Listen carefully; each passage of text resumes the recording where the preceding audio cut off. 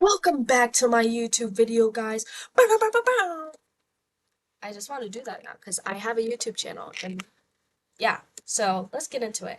I believe we were supposed to read both chapter ones and then chapter two of constitutional law. So let's get into my opinions, which isn't really much and they aren't really important. So, first, the constitutions. I really liked what Madison said about the social contract stuff, like, oh, you give me your liberty, a little bit of your liberty, I give you a little bit of security. You know, I thought that was pretty interesting. And then also liked how he said, if everyone was an angel, we wouldn't need a government, which is kind of true. So I like that. Second, Articles of Confederation. I love Articles of Confederation hate. Whenever a teacher talks about the Articles of Confederation, whenever a book talks about the Articles of Confederation, they like, this crap was terrible. It was so weak. They were literally they were laughable. I think it's so funny. I love Articles of Confederation hate, which is true because the federal government could really do nothing, like at all.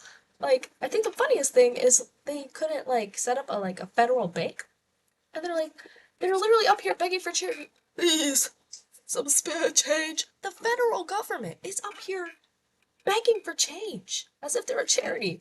And all the power was with the states, and they didn't really like each other. They all wanted their own power, and we were really the frenemies of America at that point. So yeah, that's the Philadelphia Convention. I also think this is very funny because, like, they're all up here to the states, like, no, like, no, like this convention, like, we're just gonna make like a little bit of changes so like it's better. We're not gonna be getting rid of the Articles of Confederation. What are you talking about? What would make you think that? No, we're just gonna make some changes. Knowing good and well they were gonna throw that junk out first chance they got. I thought that was funny. And I was also surprised, like, I didn't know how long it took to draft the Constitution, which relatively fast in my opinion.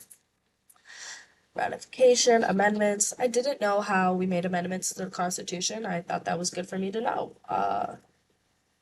Good to know. And I'm pretty sure I like learned in my other class, like we have 27 amendments up to date, which is I feel like a lot less than I thought was amended. So yeah. Uh Values, what is this about? I have my notes with me by the way, so that's what I'm doing.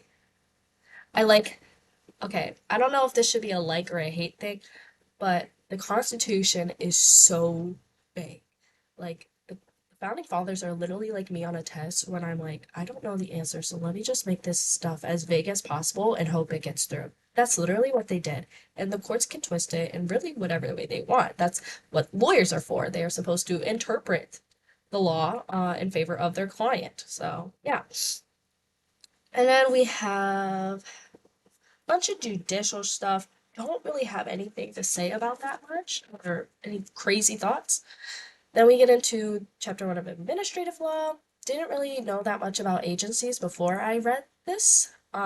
Good stuff to know. I think it's really cool how we have specialized agencies making decisions about like important things like the public health.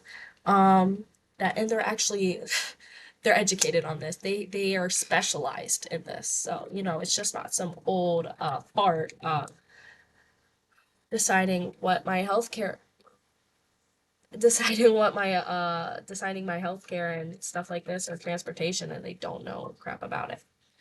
Administrative Procedure Act.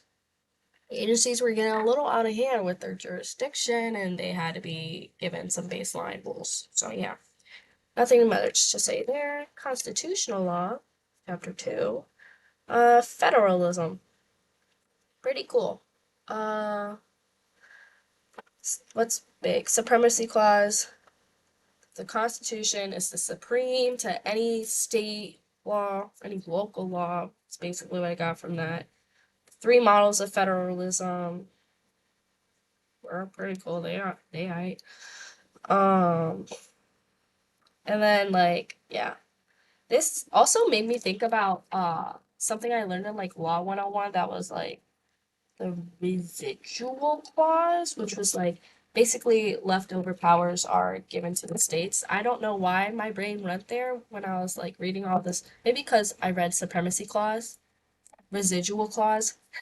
They both have clause at the end. I don't know. Maybe that's why my mind went there.